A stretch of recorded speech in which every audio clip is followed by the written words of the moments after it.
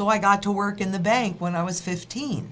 Mm. And I liked it. They didn't let me do what I wanted to do to go away to college. So I studied business finance because I liked banking. And, Yeah. years later when I had my children and then I got divorced and I had to be both mother and father to them, they Mm. were three. I wasn't frankly earning enough money in the banks. So I became a stockbroker. And, so this is all of the education, honestly, that you need, or I needed, to understand the language that they're speaking that is intentionally made complex so that you don't even want to understand it. And so, first of all, I don't think anybody should blame themselves. We are taught from the day that we're born what we need to do to be good citizens. And when you try and show somebody what's really happening, because they're evil, it's evil. It really is. They know very well. And when I say they, I mean the governments and the central bankers and those that are in power. They're making choices over all of our lives while keeping us in the dark. They are hurting us from making educated choices. And that really makes me angry.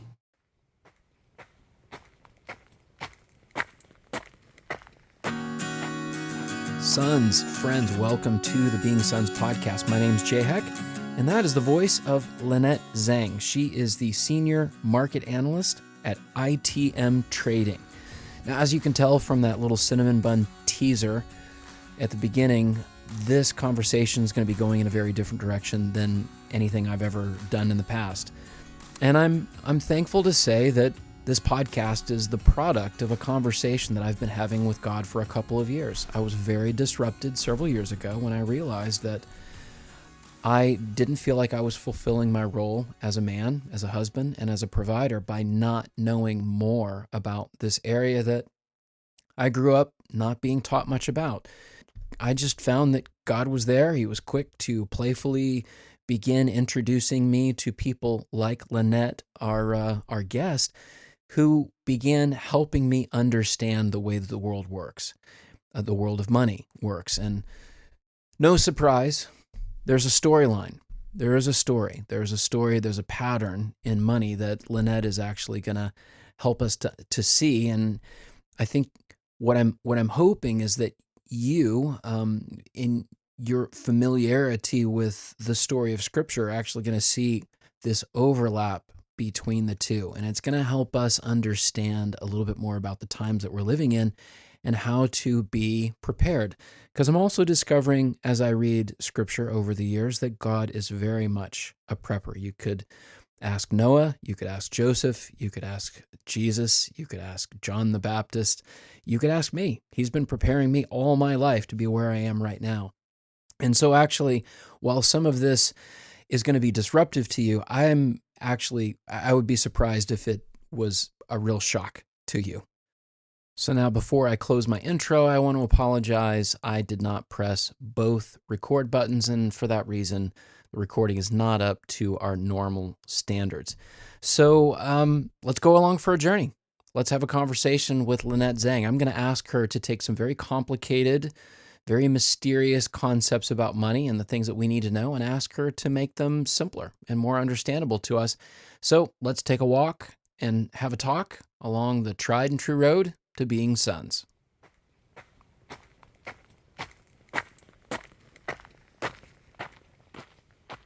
All right. Well, Lynette, welcome to the Being Sons podcast. It's really fun for me to get to talk with you. I just want to thank you so much for taking the time to talk with me and my friends and my brothers who are going to be listening to this call.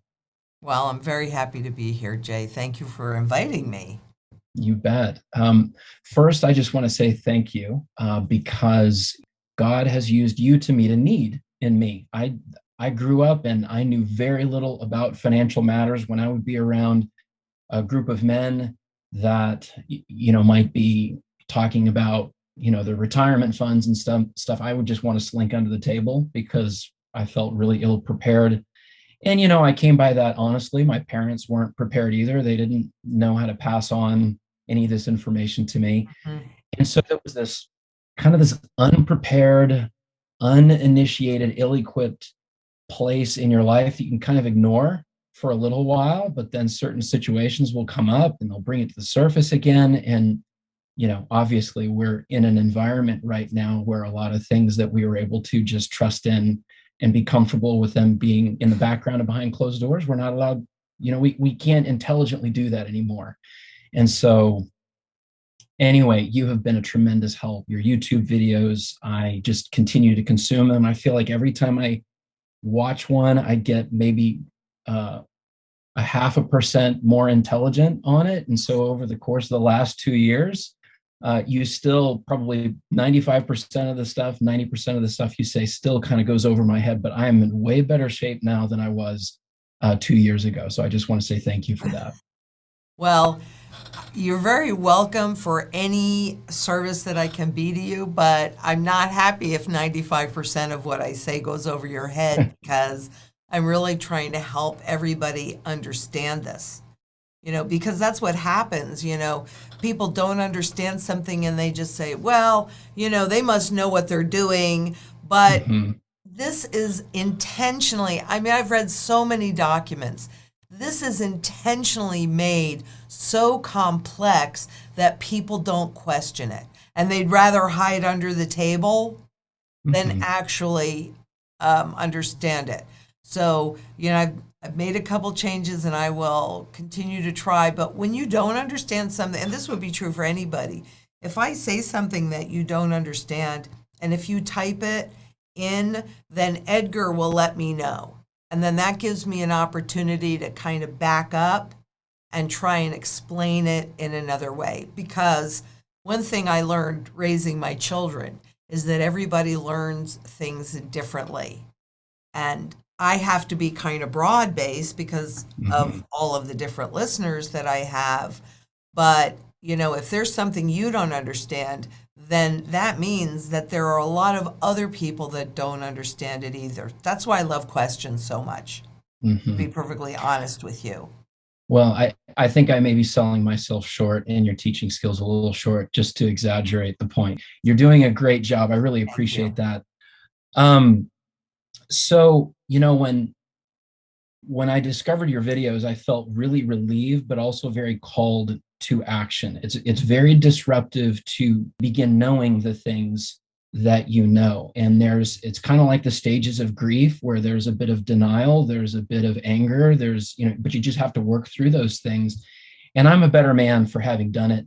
I know that my wife, after all the conversations that we've had and having to learn how to explain these things to the other members of my family, it's actually been really beneficial for me. So I want to say thank you for that. But Lynette, you are the senior marketing analyst at ITM Trading. Would you just explain to us what does ITM Trading do? And then what does a senior marketing analyst at ITM Trading do? Well, first of all, ITM is a full service physical gold and silver dealer. So everything that we do is in physical metals form because, frankly, if you don't hold it, you don't really own it. And your perception of that is not relevant in a court of law. But more than that, we also have been called. I've definitely been called. And the training that I've had my entire life has been to groom me for this particular moment. I'm the market analyst, not marketing, market. So Market, yeah. I look at the markets. I look really mostly at the central banks because that's really who's controlling all of it. It's not the politics, it's not Wall Street, although Wall Street is the tail that wags the dog of the central banks. But I pay a lot of attention to money because money is what we work for and we try to save it, and people don't understand what money is. We've been trained to think, and especially these days, that it really is only a tool of barter. Well, that's one of its aspects, and it's an important part of its aspect. But when you realize that the primary function why we need money to begin with is to enable a society to really specify and have different, you have a banker, you have a lawyer, you have a farmer, and so if we didn't have money, we'd all have to do everything all by ourselves. So it really enables a society to specialize. But then further than that, this is your time. Time we cannot get back. There's 24 hours in a day and 365 days in a year. And once that time is gone, it is simply gone. And so to ensure that you are always paid appropriately and properly for your labor, though many, many things have been tried over the years, only gold meets all of the criteria to be a good and sound money. And its most important function is to hold its value over time. But that's a big problem for governments and corporations, because governments want to tax and spend.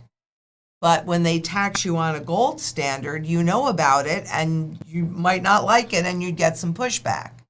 When they do it on a fiat money standard, and fiat is government-based, it's by decree, so it's a government-based money, and it's about inflation, well, then the inflation tax is an almost invisible tax that people don't point to the government or the central banks and say, look what you did. They go, oh, look at this inflation. But inflation is not really a monetary phenomenon. It's a fiat money phenomenon by design. Because for corporations, it enables corporations to pay you less, but you think you're getting paid more. But when you stop and think about it, the average wage in 1971 was $9,500. And a family of four could live with one wage earner on $9,500. I think now, I just read this morning that in 2020, the average wage was $67,000 and change. So it sounds, well, yeah, I'd much rather have $67,000 than $9,500. But quite honestly, it takes two wage earners. And what were they stimulating? They were stimulating people that earned $150,000 and less. And even in this new tax package, don't worry, if you make $400,000 or less, you're not going to be impacted by this. Well, we'll see, because talk is cheap. But but what that does is really indicate the loss of purchasing power value of the money that we work for, that we spend our time working for, and we attempt to save for our kids' education, for our retirement, for many other reasons that we might want to save. And by design, they're going, oh, we have to do something about income inequality. But the reality is they knew this would happen. This is not something new. What's new is the central bankers' control of the rate and speed of the inflation. And that's an issue that we could have ignored a couple of years ago and not really realized. But right now, with everything that's going on, like, we understand there's been a huge wealth transfer. That's one of the things that piqued my curiosity and got me thinking and asking questions that I wasn't a couple of years ago. Was, once a crisis hit, which has happened, and multiple crises over the last couple of years, it just really has you thinking. And so I just want a disclaimer, to all my friends out there who are listening. I am not a financial advisor. This is very off topic for me. Typically, Lynette, I usually talk with fathers about how to be good fathers, how to raise sons and daughters. I have campfires. We sit around, we smoke cigars, and we talk about real issues: faith, family, love, how to be good men. And money is an enormous issue that people tend to be on, have their own corners, their own kind of ideas, or they just avoid it completely. And the reason I wanted to have you on here is we just, we need you to continue teaching us, what you've been teaching us right here. But just to give you a little background to my story, 2 years ago, 3 years ago, I was 47 years old. and realized this is just an area that I'm uncomfortable with. I really felt stupid, really felt like a loser. And then in 2017, Hurricane Harvey hit Texas. And it hit Rockport, where my mom lives down south. So I got to go and see that damage firsthand. But I actually lived in the safe zone in San Antonio. We weren't hit with anything other than some rain. But a couple days, like 2 days after the hurricane, there was no gas. Everybody began to panic about gas. And, the radio stations are saying, well, there's not really a gas shortage. It's just everybody's panicking for it. And so anyway, I had to get gas. So I went and I got in line. And I'm waiting, and I got outside my vehicle, and I have these little conversations with God, and I'm getting a little better, every day with these conversations. And I said, God, are you saying something to me about this? Because I see panic, I feel fear, I feel panic. It's everywhere. That gas station, this is the third gas station that I went to. I sensed him saying, what you feel right now is going to get worse in the future over other resources that people are going to find even more important. And I felt an invitation to prepare, and something inside of me propelled me to go and just start buying extra cans of food every time I went to the grocery store, to get some water, to do some other things. And one of the last pieces of, I guess, my personal security portfolio to take care of my family was the money issue. It was just one thing that I had not really looked at. And then moving forward, after having done some of those little preparations at the beginning of this year, in February, we got hit with that big snowstorm, big for Texas, but for 2 weeks, rolling blackouts, no water, no electricity, barely any food at the grocery store. And I felt really prepared. So I felt like, wow, thank God that I had made some of those preparations. And I was actually even able to help other people who did not have those preparations. Contrasting that, I got together with a buddy at the tail end of it, and we're eating a hamburger. And this is a really good man. And he said, Jay, I had to sit my family down and ask their forgiveness because I didn't have food. I didn't have water in the pantry. He said, I did not feel like a man because I couldn't take care of my family. And I think that's the heart of this conversation, Lynette. I am just, because you're looking at the picture holistically. We need a 30,000-foot view. And what I really want, Lynette, is for you to offer just us enough evidence to say, in my frame, as I would sit around a campfire with guys, I would say, it's time to have a conversation with God about this and invite him into all of this, right? And that's been a rescue for me. And on top of that, I actually know God a whole lot better now than I did before because I didn't need him in this way. And here he comes through, he keeps answering my questions. And that's been the greatest gold in all of this, is to have a conversation with God and to realize I'm not alone, even if the shit hits the fan. You've offered your videos, and also your company has actually been of great value to me. And we'll talk about that. But one proverb from the Bible that just really stands out is, a prudent man foresees evil and he hides himself, but the simple keep going and pay the price. And that's what I see. Just an invitation for us to go, there's stuff going on. I need to prepare. Okay, how do I prepare? So my prayers that this conversation is going to encourage, not get people anxious or fearful. Right. I'm not selling anything. I don't get, if anybody comes to you and they get some advice, I don't get any money from it at all. Right. I just want my friends to feel confident moving forward and to feel like the men that I know they want to be.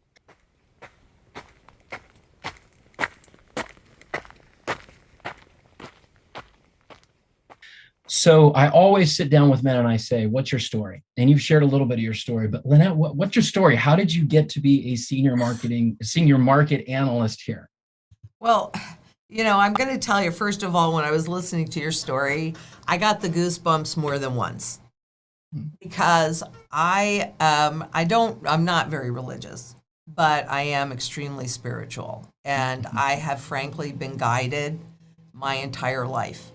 And we don't always know when we're, if we listen to what we're told to do and we do it, we can sometimes, especially in our youth, we can be pretty arrogant to think that we know what the outcome is supposed to be. Amen. But, yes. Right? But as we go through those things that forge us in fire, and make us who we are and give us the experiences that we need to be of service and to be of value in this world. So, my story really started when I was, 4. And on some level, it's the family I was born into. My parents weren't very knowledgeable about this.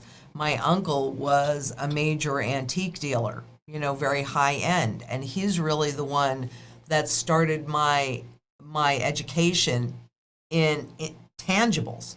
And I remember standing in his home when I was 10 years old. I was very close to him. We had a great relationship. And I was with my parents, and he said, "Come here, I want to show you something." And we went in this back bedroom, and he had 2 tall floor safes. And he said to my parents, well, he said to all of us, but I was really looking at some other stuff when he said this. But he said, "If anything should happen to me, Aunt Bertie will be well taken care of because of what's in these safes." And so, of course, I turned around and looked. You could not fit one more gold coin in those safes. They were filled to the brim. At least, knowing what I know now, I would say at least 3,000 ounces, because there were probably at least 3 monster boxes in each safe, and a monster box holds 500 ounces. So, did I really understand it at the time? No, that was 1964. And I didn't even realize it until many years later when I was writing. And I said, if you were alive like I was in 1971, and then I realized the gift that he gave me by showing me how he was legally holding 3,000 ounces of gold or more when it was illegal to hold more than 5 ounces. And he also taught me how good tangibles move. He says, you always start here. You always start with your heart, right? And then if it's something that is good, good is always good. And if it's something that's good, it will always go from undervalue to fair value to overvalue to fair value to undervalue in a constant infinity, in a constant loop of 8s. And but then my father was like a little fish or big fish in a little pond. I grew up in Kingston, New York, and that's not a very big town, but he was a developer there. So I got to work in the bank when I was 15. And I liked it. They didn't let me do what I wanted to do to go away to college. So I studied business finance because I liked banking. And, years later when I had my children and then I got divorced and I had to be both mother and father to them, they were 3. I wasn't frankly earning enough money in the banks. So I became a stockbroker. And, so this is all of the education, honestly, that you need, or I needed, to understand the language that they're speaking that is intentionally made complex so that you don't even want to understand it. And so, first of all, I don't think anybody should blame themselves. We are taught from the day that we're born what we need to do to be good citizens. And when you try and show somebody what's really happening, because they're evil, it's evil, it really is. They know very well, and when I say they, I mean the governments and the central bankers and those that are in power. They're making choices over all of our lives while keeping us in the dark. They are hurting us from making educated choices. And that really makes me angry. So I came to ITM in 2002 after most of my formulas, because I'm a technician, I'm an artist, I'm, lots of things, and I understand what's going on. And I've studied currencies and currency life cycles since 1987. And in 2002, I've been watching the formulas just move in a direction. And then I got not the final confirmation, but the final confirmation that I needed to say, no, this is where I need to be. Because there are things that are changing. We are now entering the final life cycle of this currency. And let me just say as well, everything has a life cycle. It doesn't matter what it is. I guarantee you I'm at a different place in my life cycle than my 6-year-old granddaughter. Mm. But currencies are no different. And so if you can understand the pattern, even if you don't understand all the gobbledygook that they throw at you, but you can understand the pattern and you trust, you can feel it. You can feel the energy, right? Mm-hmm. You're being You can. warned. You can feel Absolutely. the energy, right? Right. And trust your gut. So many people think, well, that can't be because they're telling me this. It creates that cognizant dissonance, right? But they're saying that everything is fine and this inflation is transitory. But boy, when I go to the grocery store and when I go to the doctors and when I get an education or when I have to buy insurance or when I have to buy anything, that is not really what you're experiencing. And so, kind of makes you crazy because you go, well, maybe I'm wrong. Don't question yourself because this is, I think, God's way of helping and guiding you. But you have to trust your gut. So, really, that's my story. Well, that's part of my story. But I am here to be of service, and nobody lives a life unscathed. And even when we go through those things, what it really does, if you're paying attention, and you usually, for me personally, I can't speak for anybody else, but for me personally, I was absolutely at the lowest point in my life when I was guided to understand why I was here. And it was because we're all here to share the gifts that we've been given. And I've been given, a lot of gifts, even in this guidance. So I know without a doubt that's my purpose. I'm here to be of service, and this is certainly a way that I can be of service and reach a lot of people. So, Lynette, there's so many questions that I want to ask you, and I know that I'm going to run out, but I do want to share this with you.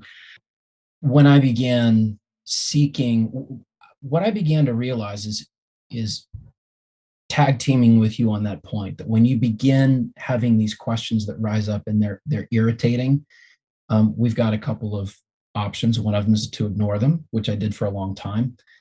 But what I have been coming to recognize is that those questions are actually from God, and He wants you to ask those questions and take that answer to a trustworthy source. I have had people that have given me financial advice, and they were not the right people to trust with those answers, right? So it requires a level of discernment, for sure.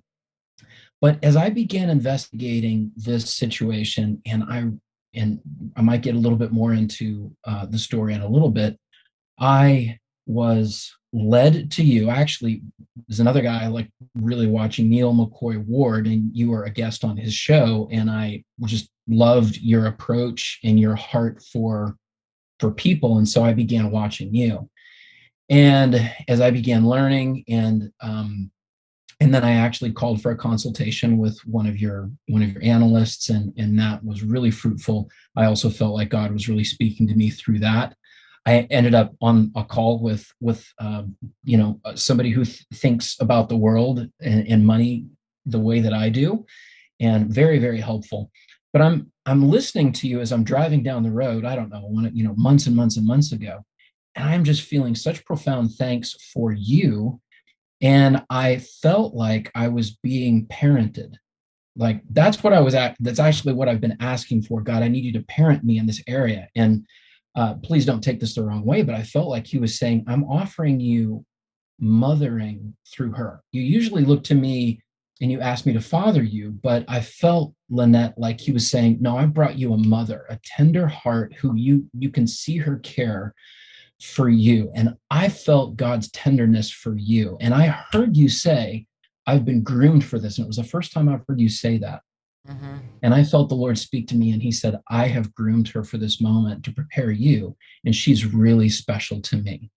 So I just wanted you to hear me say that to you, because every time I've heard you say that, I have felt his affection for you in the same way that I felt his affection in his moving me through all this. So that's why I wanted you on this. In that moment, I felt like he said, I want you to have Lynette on your podcast.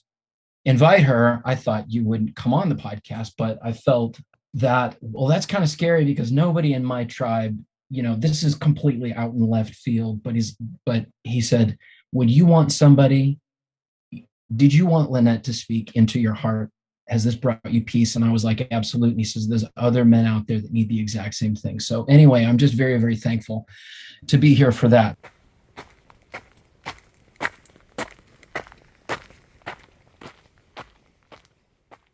So I want to get into some tougher questions here. You talk about a currency life cycle. What is that? Where are we in this currency life cycle? I need you to speak to me like I know almost nothing, because I really believe that I'm here to represent a bunch of men who really know very, very little. So I know there's a lot of terms that we could use or not use. Let's just go down to kind of the lowest. Let's pretend like you're teaching your 16-year-old. What do we need to know about a currency life cycle? Well, in the beginning, just like when you're looking at a new baby, the new baby probably knows a whole lot more than we do, but it's fresh, right? And so typically there is gold behind it because this is a trust mechanism. And again, gold holds its value over time. So the public can actually trust it. But since the public is not managing it, but it's managed by governments and corporations, private corporations, and I'm not being snarky when I say this, but they seriously look for sociopaths to head up these organizations, because the person that makes the choices that has a negative impact on a lot of people cannot care about that impact. So that's who's really heading this whole system up. And over time, they want to do this and rob you of your wealth and your work slowly so that you don't notice. And you made the statement earlier, well, I didn't really need to pay attention to it a couple of years ago. But in reality, since the day you were born, that dollar has been losing value. And I don't care how old you are. At the moment that you are born, at the moment that dollar in the US is issued, it has the most purchasing power value that it will ever have. And so over time, so it's really used as a wealth transfer mechanism. And the big experiment in this life cycle was in central banks' ability to control the rate and speed of the inflation. Because if they can keep it at that 2%, they're still getting it, but you're not noticing it because it's so small. Now it's much bigger. But the tool that they use to regulate that are interest rates. So if you stop and think about what happened with interest rates when we transitioned from a gold standard to a pure debt-based standard in 1971, the central bank, Paul Volcker, pushed the interest rates that they can control all the way up to actually 21.5%. So they had this big, huge ramp room to work with. And every time we would hit a financial crisis, they would drop interest rates down about 5.5 to 5.75%. Now, when you do that, interest rates are lower. That inspires people to borrow and to spend. And so that makes it appear like it stimulates the economy, but you're doing it with debt. Unfortunately, and like I said, I came to ITM in 2002 because my formula said we're at the end of this currency's life cycle, right? But I mean, things, just because you say something doesn't mean that you snap a finger and 2 seconds later it happens.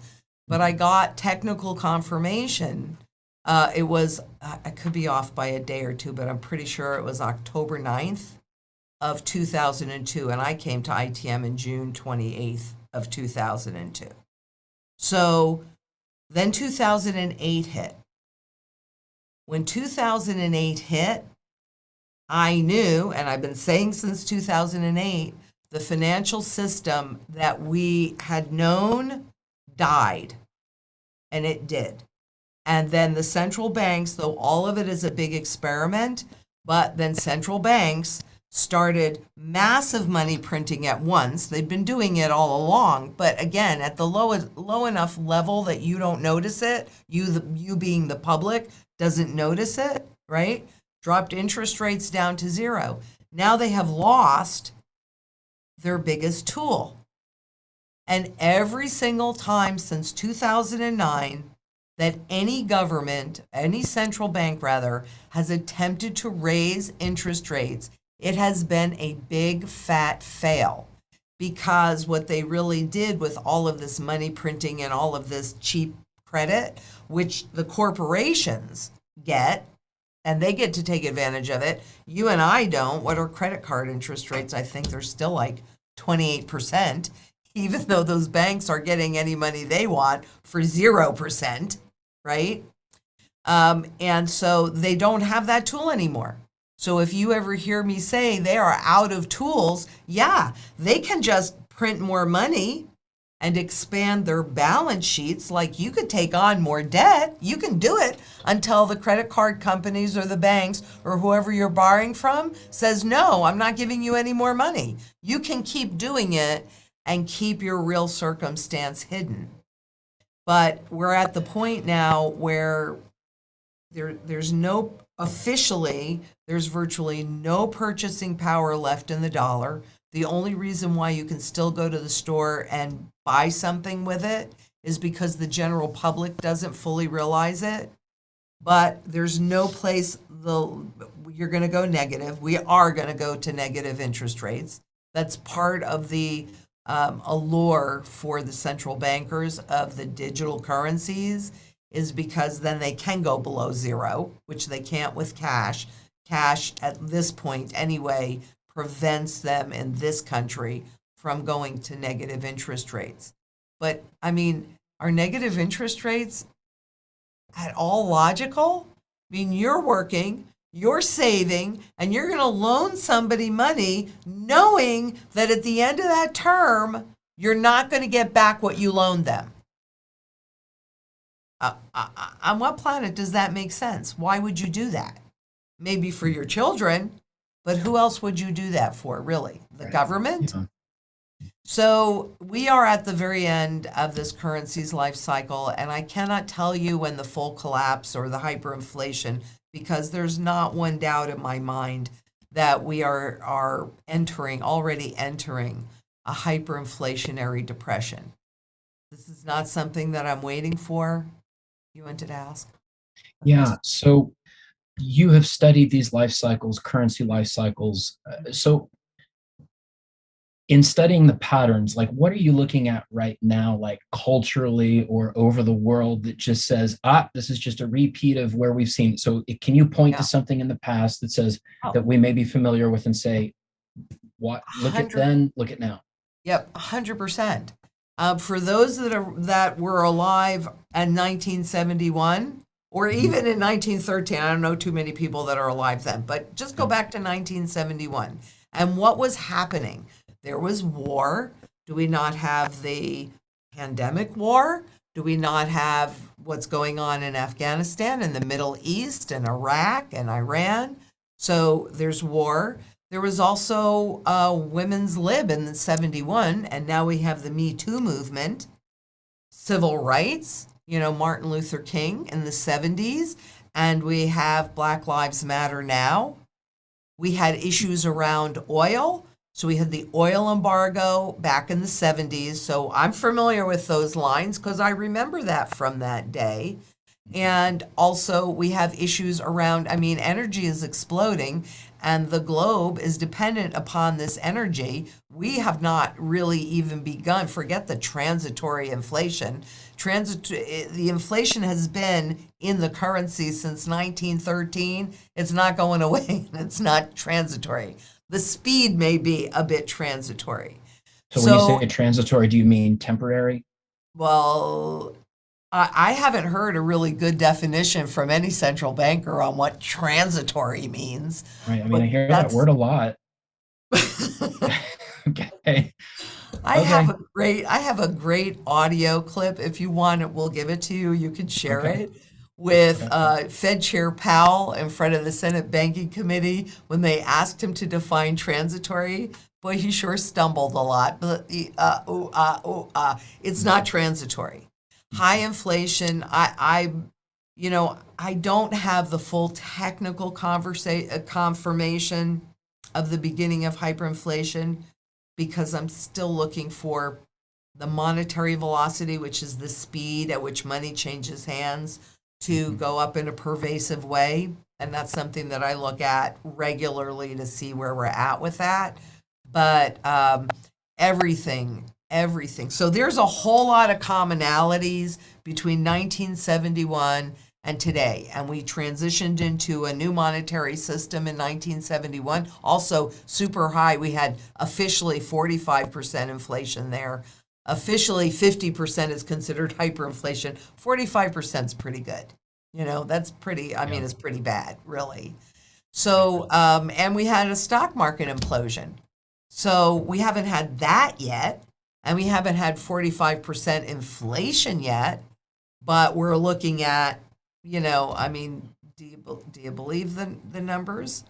Hedonics. Let's take out, if steak gets too expensive, nobody's going to buy steak. They're going to buy hot dogs. So let's take steak out of the inflation equation and we'll Right. put in hot dogs. And so, see, inflation is not bad, and let's take out food and energy because, hey, after all, it's not so bad. It is bad.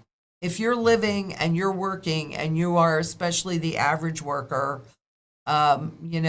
people are struggling. So that 1%, that wealth inequality that they are really working hard to solve now. Why? Because that's what creates revolution. Yeah. It was Did I give you last enough year. examples of then and now? Yeah. Yeah, it is. I mean, the way that I've heard you describe it is kind of like the formula for a movie. I was watching how George Lucas wrote the blockbuster Star Wars, and he just followed a formula by Joseph Campbell, like the hero's journey. And so he just kind of plugged in different names and different people in different situations, and boom, you've got a blockbuster. So what I believe as a Christian who, reads this Bible and you read God's words, he says over and over again, look, I'm telling you in advance what's going to happen. And so and you've used the words, some very strong words, Lynette, evil people, sociopaths. I mean, like, these are very, very strong words. And I don't disagree with you, but here we are having a conversation about, financial markets, and you're using words that feel more like there's something in an epic tale, like the Lord of the Rings or Star Wars, to bring for a few people to bring a bunch of other people under slavery. That's what you're essentially inviting us to consider. And that's exactly what this book says right here. And I never thought in my lifetime that I would actually see it, but as, as I'm being invited, not only by you, but by God, by other people, and as in my research, that's what's happening. Something is happening. And I want to encourage you as listeners, as my brothers, begin asking questions. Get comfortable with the uncomfortable, because that's where your peace is going to come. Now, there's no way that I can have all the I only got through a third of my questions with you, Lynette. We can go a little bit longer if you want. Okay. So I'll just tell you where I want to go, and then you can package it up how you feel. Like Great Reset as opposed to Great Depression. Would it be helpful to help offer a comparison between the two? And then in that case, if we see it some sort of a financial collapse, like what should we be doing with our assets, with our money? What are smart moves and what are not smart moves? I know those are very complicated questions, but just take it from there. Okay. Well, number one, Great Depression, for those in the bottom part of the K, they're already feeling that Great Depression. And that depression will lead to resetting the whole system.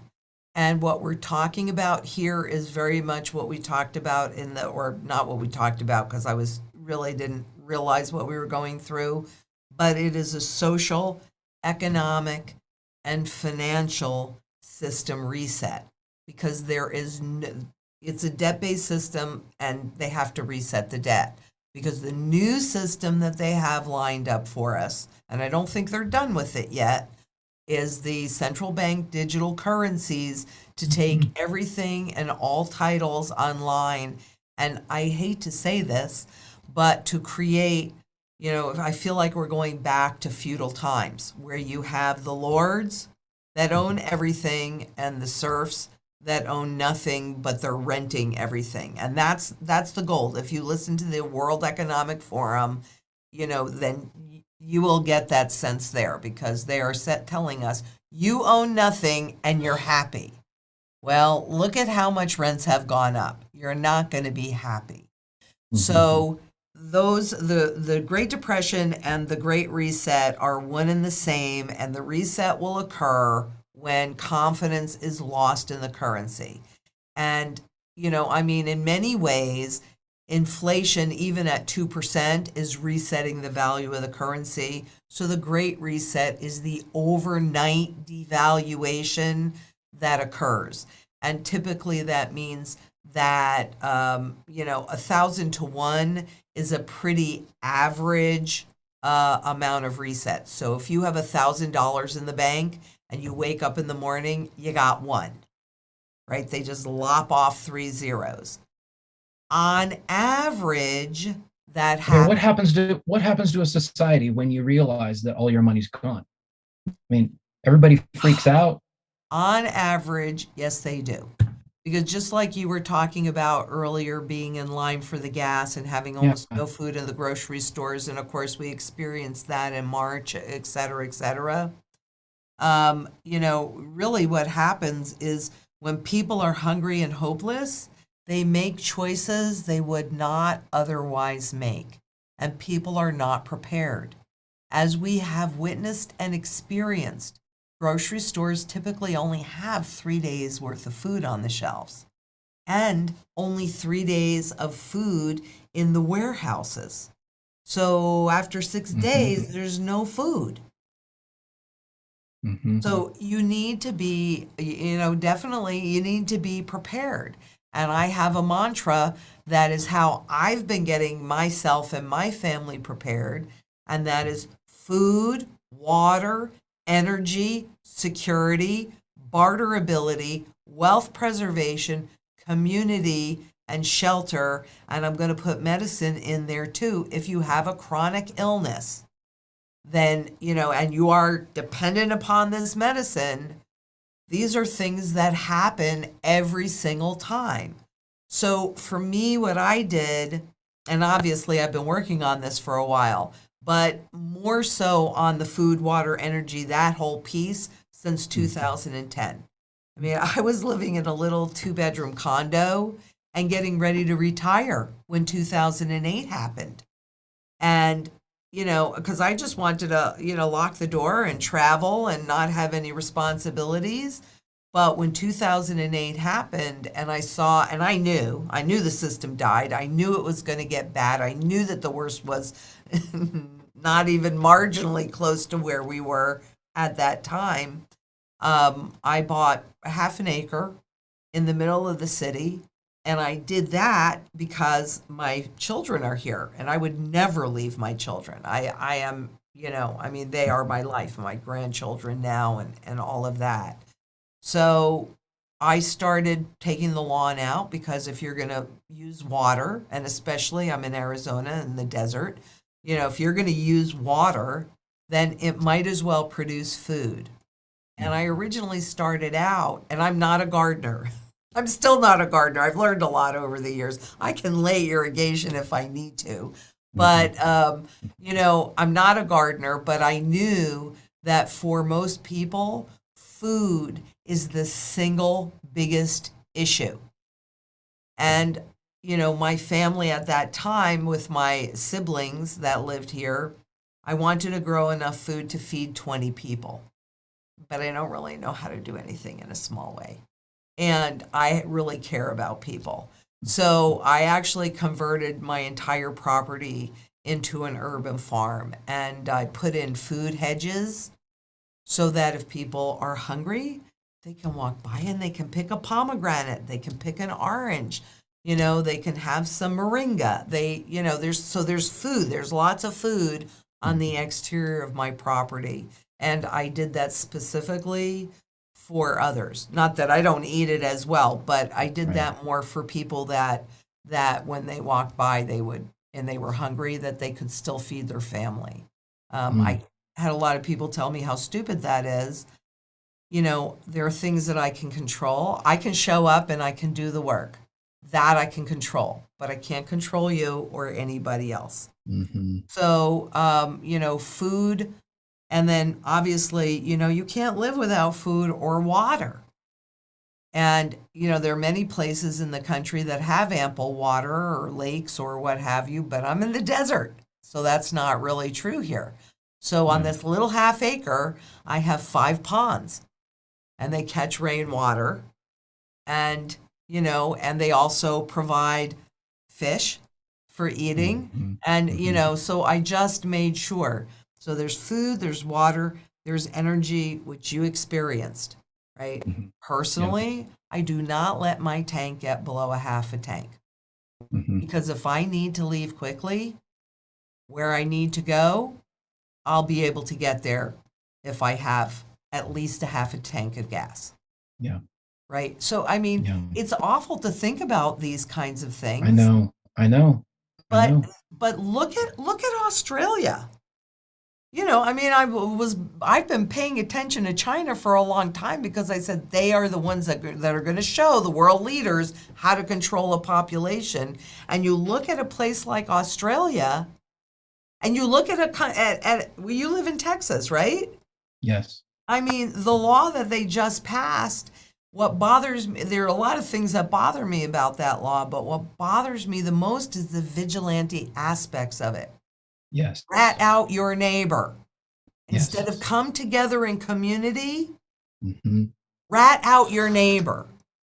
So I'm seeing things, this feels a lot like Nazi Germany to me. That's the first time I've said that on air, but I've been thinking about it a while. Well, I'm not gonna overlook you and say that that's not valid. I know that when people use that analogy, which is one of the most helpful analogies in the world when describing evil, people tend to write it off. But yeah, I see it. This is a power grab. It's a wealth grab. It's a power grab, and people are sitting back like, oh, they can't. That would never happen here. It's happening here. It's happening in the U.S. See, but everything in me still, I don't have this argument as much as I used to, but when I first started listening to you, I thought, no way, this is America. This is the United States of this America, man. Yeah.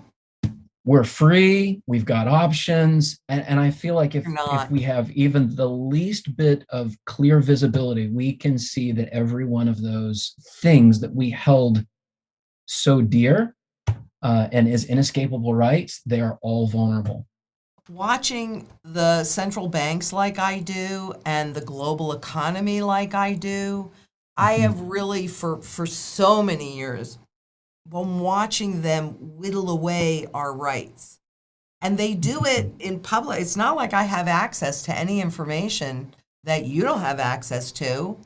The difference is that I'm a little ferret and I just dig and dig and dig until I fully understand something, and then I try and explain it, but I don't deny what I see. Right. Politicians and the IMF in almost every one of their papers, I cannot tell you how many times I hear that they need distance between their policies and how it is introduced to the public. Because they do not want the public to know that these policies are coming from the government or from the central banks. They want them to think that they're coming from the retail public. Oh, well, Amazon is making that choice, or this small business is making that choice. And I'm not saying that a large corporation or a small business even fully understand that it comes from the policy of these, of the government or the central banks. They're still doing their bidding, because one thing we've become expert at, the government has become expert at, is manipulating how you think about things, and therefore how you move forward, which is really why, a big reason why you were kept blind for so many years. And, I feel I can't even tell you how thankful I am that I had all of those experiences in banking and in the brokerage and in the tangibles. But I wouldn't understand their language if I hadn't been living in that world. And you've got thousands, and what do you, 158,000 subscribers, people who are humble enough to say, I need to learn. I need to learn. If they're like me, shocking to me, right? It is, right. And they're passing these around, and I've passed around your videos to other people, and some of them just get immediately uncomfortable, and it makes them anxious. And, but maybe they come back to them later on, because it is kind of a shocker to get punched in the face, and like, hey, take the red pill or the blue pill. And we're smart to take the red pill at this point. So, I wanted to ask you about gold. Yes. Well, gold is real money. Okay. Okay. And here's why gold? Just tell me that. Why gold and why now? Okay. And here it is. Gold is real money. It has been real money for 6,000 years. And that is because of all of its many qualities. But it is rare, and it is also can be divided without loss of value. So it is a good tool for accounting. Unlike the diamond or something like that. Correct. Right. Yeah. A diamond has value, but also they figured out how to make diamonds in a lab. They have not figured out how to make gold in a lab. And both gold and silver have qualities that is used across every single aspect of the global economy. So it does not need a government to say this is money. And remember, if a government can say this is money, they can also say this is no longer money. And we've seen that in recent years. In India in 2016, where they demonetized 85% of all of their currency that was out there. This is really what's coming. But gold is the only financial asset, according to the Bank of International Settlements, which is the central banker's central bank. So it's the biggest bank in the whole world, right?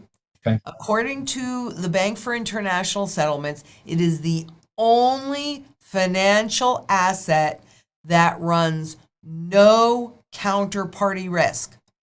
Okay. What is counterparty risk? Okay.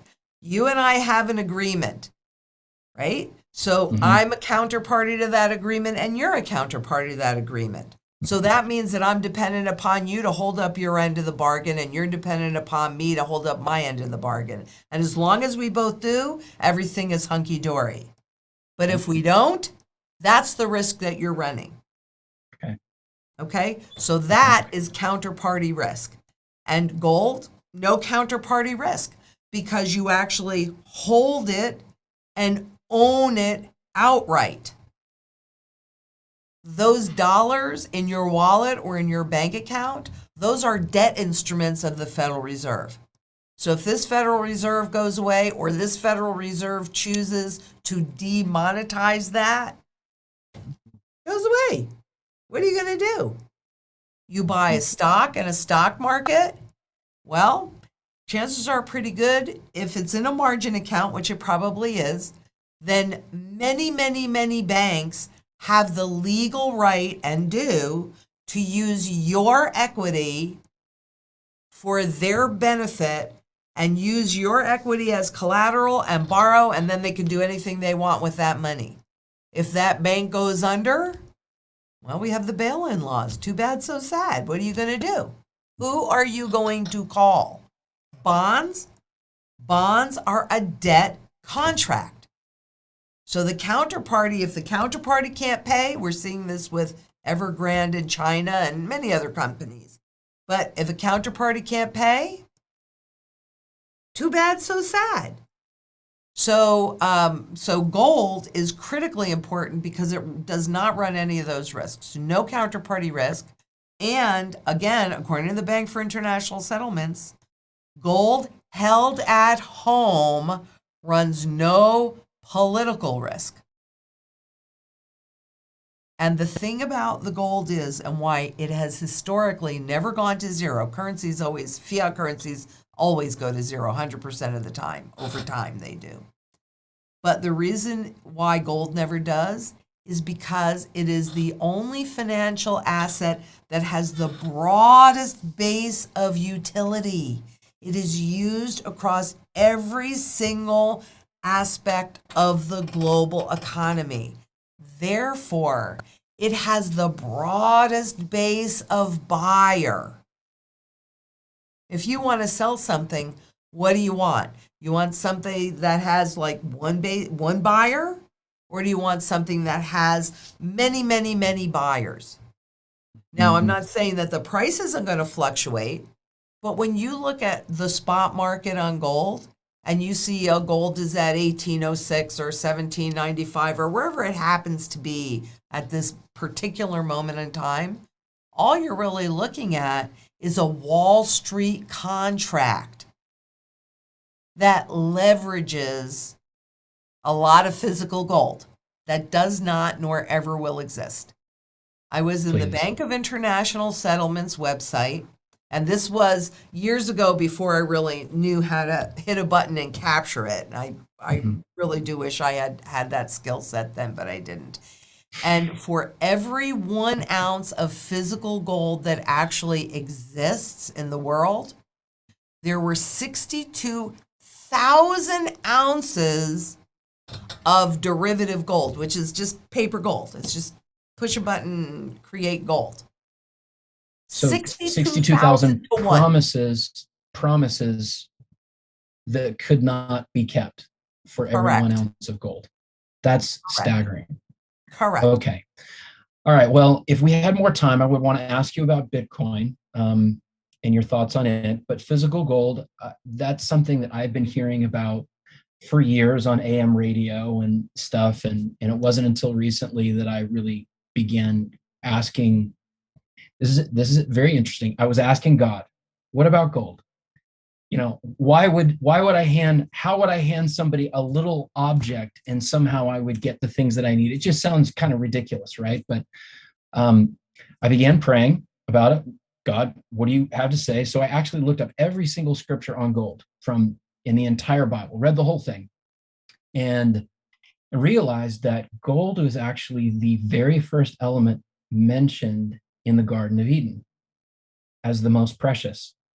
And I thought, well, if he set this up in Genesis chapter 2, and everything in Genesis 1 and 2 just gets repeated, he uses it over and over and over again, this is important. And what I read through from one end of scripture to the other is that gold is used for one of two things. One is that people put all of their faith in gold, or they misuse it and abuse it for power. And of course, in the end, God does not bless them. And then other people are blessed by God with that gold as a form of security, and wealth preservation. And so the invitation was, he's like, look, are you looking to gold to be God or just to be gold? Because there's a big difference. And I don't want you to get messed up. Before we can continue in this conversation, Jay, are you looking for it to be your security 100% or to me to be your security? And I'm praying and I'm laboring over, should I buy gold? Should I not buy gold? I'm beginning to get educated. And a friend invited me to coffee. He says, man, I need to talk to you. We go, we have coffee, hour and a half conversation. And he said, okay, well, the reason I wanted to have coffee with you is I was praying for you the other day. I was praying for Being Sons, the ministry, and I felt really clearly that God told me I was supposed to give you this. And he pulled out a gold coin, like a 1 ounce coin. He slid it across the table and he says, I don't know what that's about, but God told me to give it to you. And in that moment, I realized God sees me. Like he hears me. He's in this and he's inviting me into a conversation with this. Now, I didn't know whether that meant put everything in gold or I'm going to be your gold and I'm going to be your refuge and you don't need to worry about it. That was the beginning of a new conversation with him. So friends, I'm so thankful that you got to be here in this conversation with Lynette. Lynette has tremendous resources. I am going to put in all the show notes, conversations with her, and one in particular that she had recently with George Gammon, which I think you're going to find really interesting. That was a beautiful interview. I just want to thank you for backing up and just letting him share. That is definitely a red pill moment. And anyway, friends, I just want to encourage you to do that. Also, if you have questions, I felt compelled to call ITM and sit for a half-hour conversation with somebody, ask all the questions that I knew to ask, and they were helpful for giving me perspective. And you can just kind of take that conversation with God from there. And if you have any questions for me, feel free to do that. But anyway, my purpose is simply to invite you into a conversation and to get you in touch with some resources so that you can feel more confident and be exactly what God's called you to be: strong, wise, shrewd, and the father and the husband and the man that you were put on this earth to be. So, Lynette, you're a blessing. You're amazing. Thank you so much for this. I know you have so much more wisdom to offer that we couldn't get to, but this is a fantastic start for us. Good. Well, I'm very happy to be here, and the time went really fast. So, it did. If you invite me, I'll come back again. Okay. All right. There's a lot more questions. All right. So, sons, just a quick prayer. Jesus, would you just show us, Father, would you show us what is the next question that you have for us?